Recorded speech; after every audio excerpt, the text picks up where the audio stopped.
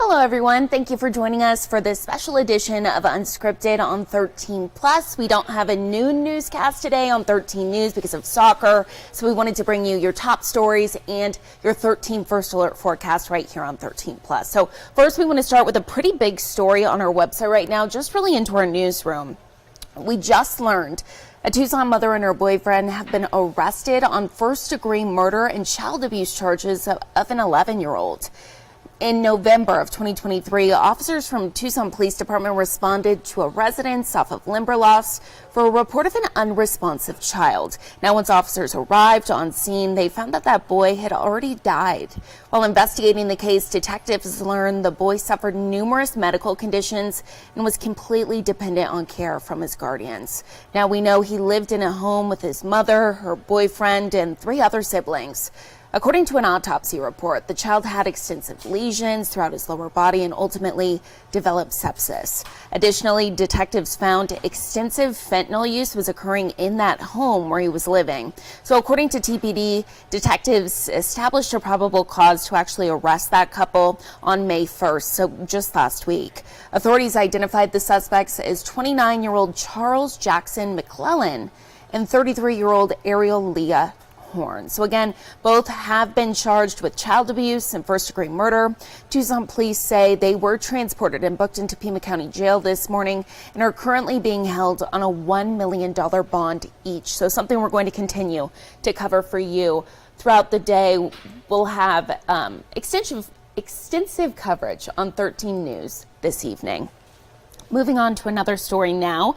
Out of Cochise County, we're learning a student there is facing weapons charges. The Cochise County Sheriff's Office says Valley Union High School in Elfrida contacted the CCSO May 2nd about a concerning photo of a student. School officials said the picture actually showed that student holding a handgun on school grounds.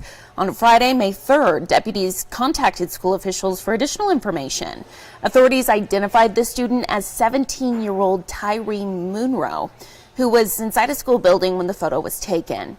CCSO said he actually admitted to having that weapon at school and he wanted to, quote, shoot another student because they, quote, had beef. So CCSO said the loaded weapon was recovered from the home.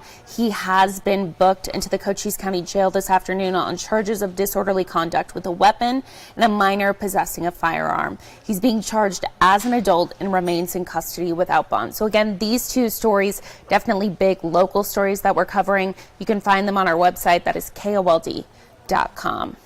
And we want to turn now to a story we've been following for quite some time now. We know happening today, the murder trial of a former U of A grad student will resume. Rod Dervish is charged with the first-degree murder for the shooting death of a UA professor, Dr. Thomas Meixner. Just yesterday, we know opening statements by the prosecution began, but Dervish's defense is waiting to make theirs after the state rests its case. A possible defense for Dervish will be guilty except insane at the time of the crime because Dervish fled after the shooting and was stopped about an hour and a half later. The prosecution emphasizes Dervish knew what he did and knew it was wrong. We know UAPD Corporal Elvis Sierra testified to attending to Dr. Meixner's wounds and then contacting his family. When he was saying that in the video, he actually got choked up on the stand.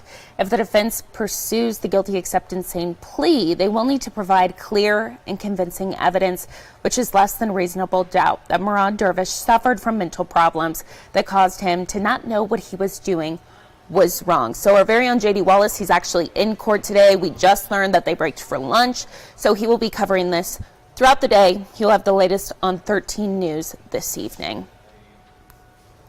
And taking a live look outside on a Wednesday afternoon. This is actually out of Tombstone. You can see the trees moving a little bit this afternoon. We have 13 First Alert meteorologist Corey Kowitz with us. And Corey, that's kind of the main concern today, right? Yeah. Those winds? A little breezy, okay, right? A little breezy. Not like a few days ago, right? We had the red flag warning, right? Uh-huh. Not quite that windy, but okay. A little breezy, so does incite a little bit of a wildfire risk, not enough to trigger a red flag warning or start action or anything like that, but I mean, always, right? Especially this time of the year, you need to be wildfire exactly. aware. Yeah. Dry conditions, especially a little windy today. Mm-hmm. But hey, nice in terms of how clear it is. Look at that statewide, not seeing really a cloud in the sky. Pair with that very comfortable temperatures, very similar to what we had yesterday. Right now, noon, we are in the low 80s in Tucson, upper 70s in Douglas, mid 70s in Wilcox, 80 in Nogales, and 84 in Marana. Another warm day on tap. We're expecting those temps to rise up a little bit here today. Getting a 89, so like what we had yesterday. 90 in Casa Grande, 81 in Sierra Vista, 83 in Nogales, 82 Wilcox, and 85 in Douglas. Let's break it down hour by hour here in the Old Pueblo. Temperatures will continue to rise here hour by hour, peaking right around that 3-4 o'clock hour in the upper 80s, and then those temperatures slowly taper off. 85 by 6, then pretty quickly taper off during the evening hours. 81 by 7, 78 by 8, and in the mid-70s by 9 o'clock with those clear skies persisting. And like you mentioned here, let's talk about those winds. So here we have right now a 15-mile-per-hour gust. Near Tombstone, you're seeing those 20-25-mile-per-hour gusts, but those winds should continue to pick up here through the afternoon hours. A 5 o'clock projection showing maybe we could get some gusts near 30 miles per hour in Tucson, and some areas like Bisbee especially could see gusts out to the east there, up to maybe 40 miles per hour. And those winds from there do calm down slowly but surely. A little breezy still during the evening hours, but a good deal calmer in terms of those winds by the time we get to 10 o'clock. So that being said, here is the fire weather outlook today. And you can see, right, mainly the fire issues are out to our east in New Mexico, but a little bit of it, right, spilling into the southeastern corner of the state where they do have a little bit of those a little bit of that drier air as well as those windier conditions. So overall, I would put a moderate risk here for the wildfires, but areas east of Tucson, I would put at a high designation, right? So we have those 5 levels, low, no real, not a huge threat, but of course fire can still spread. Moderate for Tucson, a little bit higher there, right? We're not in that very higher extreme. We'll start to use those designations right when we have like red flag warnings out there. But obviously we all have a part in this.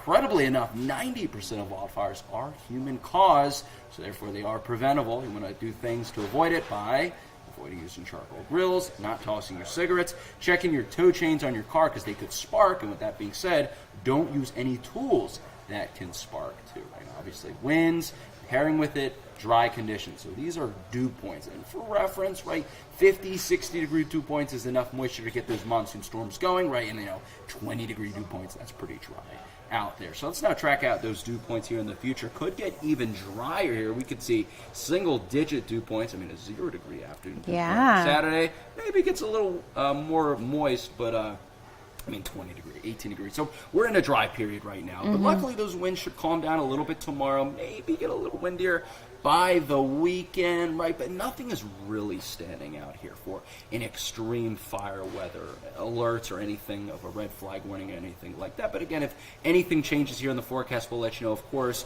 breezy enough and dry enough for wildfires to spark and spread quickly enough where you need to still take those precautions and be wildfire aware. Temperature-wise, very nice. Will continue to be nice and warm and not too hot here through the end of the week and through the weekend. Really nice upper 80s, low 90s in Tucson, low to mid 80s in Sierra Vista. Safford getting up to the upper 80s, near 90. Casa Grande in the upper 80s, low to mid 90s as well. So let's now track out our upper level pattern here in future first alert radar here. A low pressure kind of to our north, keeping those temps in check. A cutoff low, which means it's separate from the circulation, right? Lows usually contribute to those cooler temperatures.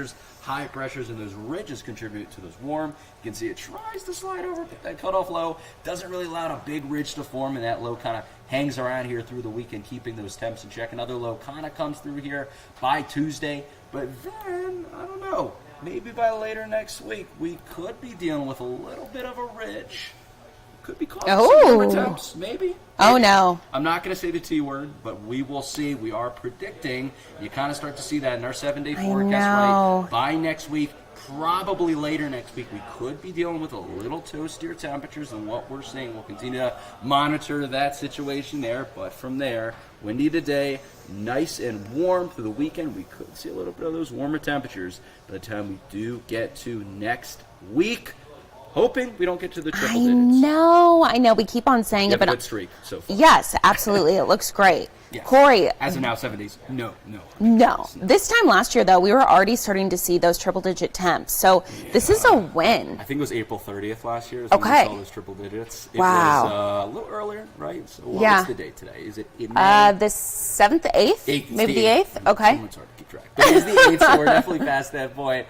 We'll see. Okay. We will see. Perfect. As of now, not too bad temperature-wise. Next 7 days. Awesome. Sounds good. Thank you, Corey.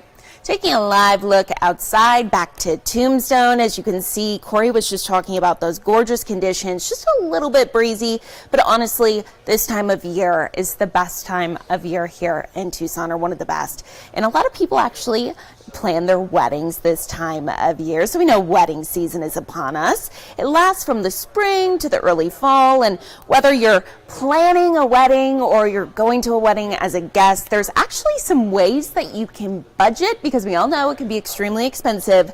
Consumer investigative reporter Rachel DePompa explains in this week's Watching Your Wallet. Let's take a listen. It's that time of year you may be planning a wedding or buying gifts and dresses to go to one. Let's start with those of you getting ready to get married. Leslie Tane is a debt relief attorney with 25 years experience, and she says think about how much you really want to spend and understand that you're likely going to go over budget. She says the key is to figure out what it is you can do to pay off the wedding over the course of time. Perhaps extending your engagement longer so that you can pay off your vendors and or put your money into a savings account. Now's a great time to put money away because savings accounts carry high interest rates, and it's a great opportunity to help your money grow during the season while you're waiting to be married. Tane says you can also look to negotiate with vendors and be flexible on wedding dates. She says sometimes you can pick special days that are off days to get married and save some money. And when it comes to being a guest, Tane says there are a lot of expenses, not just the attire and the gift, but if you have to travel and the time potentially away from work. She says be selective about the weddings you choose to attend. You can swap with friends different dresses and outfits from weddings that they've attended. This way you don't have to break the bank and buy new clothes every single time you go. There's also ways to rent clothes, and that's a great way to save money, and this way you don't buy something that's kind of a one and done that other people may have seen. And if you're really in a financial crunch, Tane says speak to the wedding host and explain to them you want to go to their wedding and you'd like to provide them a gift that doesn't break the bank. She says it's okay to find creative ways to show your congratulations toward the bride and groom, and it's also okay to say no and turn down a wedding invitation. With this Watching Your Wallet, I'm Rachel DePompa.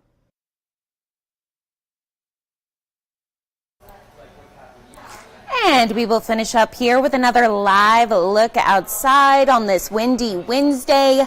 Gorgeous out there, though, besides a little bit of a breeze, so get out there and enjoy it. We do want to remind you to always download our 13 News app. We will push any breaking news. That way you can get it right to your phone, and we'll give you the latest updates in the Dervish case, as well as the two stories that we started off with. The Cochise County student that was arrested facing weapons charges, as well as the mother and the mother's boyfriend charged with murder and the death of an 11-year-old child. So definitely some big stories here locally.